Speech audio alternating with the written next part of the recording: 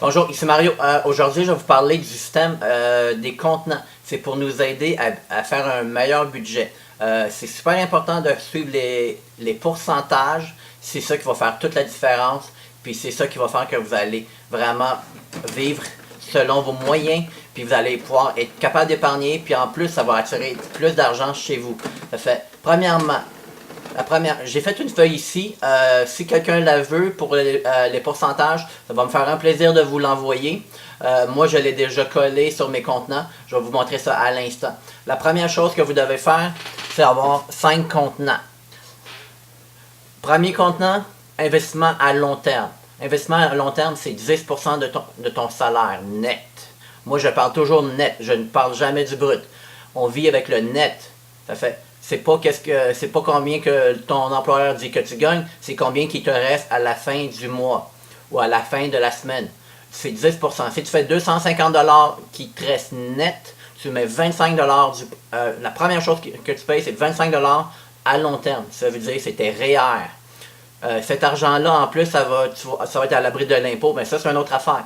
Ça fait premièrement 25 $ là-dedans. Après, l'autre affaire, c'est les nécessités. Malheureusement, ce n'est que 55% que tu ne peux pas dépasser. Parce que si tu dépasses 55%, cela veut dire que tu vis au-dessus de tes moyens. Puis on parle toujours du net encore. Ce qui veut dire, dans nécessité, qu'est-ce qu'il y a là-dedans? C'est ton Vidéotron, ta bouffe, électricité. Si tu as des prêts personnels, ça en fait partie. Si tu as un auto que tu payes, ça en fait partie. Ça fait ne dépasse pas 55% de ton salaire net. Ça veut dire que tu ne prends pas ta carte de crédit pour t'auto-financer pour aller si tu n'es pas capable de le payer à la fin du mois. Ça fait 55%, c'est super important. L'autre affaire, c'est les divertissements. C'est 10% et épargne à long terme. Ça, c'est mon contenant préféré. Autrement dit, divertissement, c'est 10%. Si tu faisais 250 $, ça veut dire que tu as 25 $, pour aller voir un film, parce que malheureusement, ça coûte 25 $ aujourd'hui, quasiment aller voir un film avec un popcorn et une liqueur.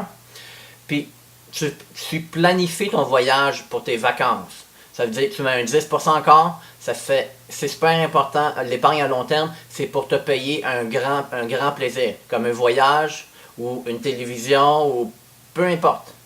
C'est super important. Ce contenant-là aussi. L'autre affaire, si on veut augmenter puis on veut évoluer dans la société, il faut malheureusement s'éduquer. Ça fait que tu dois mettre 10% à l'intérieur de ça. Il y a plusieurs formations que tu peux prendre en ligne, il y a plusieurs cours que tu peux apprendre. C'est super important à suivre. Éducation, c'est 10%. Ce qui veut dire que si tu fais 250 $, tu mets 25 $ pour acheter un livre, admettons, sur les finances, un livre sur les relations personnelles, un livre sur la communication. 10% sur ça. L'autre contenant qui est super important, c'est de donner pour aider les autres. Regarde, ça fait du bien. Moi, je l'ai toujours fait. J'ai toujours donné à Centraide. Puis, ça fait du bien juste donner puis aider. C'est super important de donner. Puis, regarde, juste aider quelqu'un d'autre, que ce soit un être proche aussi de ta famille, tu peux leur donner aussi à eux autres aussi. C'est correct. J'espère que ce petit tutoriel va vous aider. J'ai fait un fichier Excel aussi que je vais partager cette semaine. C'est pour nous aider à budgéter les choses. Il va être en ligne cette semaine. Puis je vais faire un petit vidéo qui va expliquer comment ça fonctionne. Comme ça, vous allez pouvoir écrire votre salaire, vous allez pouvoir écrire vos dépenses. Ça va vraiment vous faciliter la tâche. J'espère que ce petit vidéo-là vous a aidé. Je vous souhaite une bonne journée.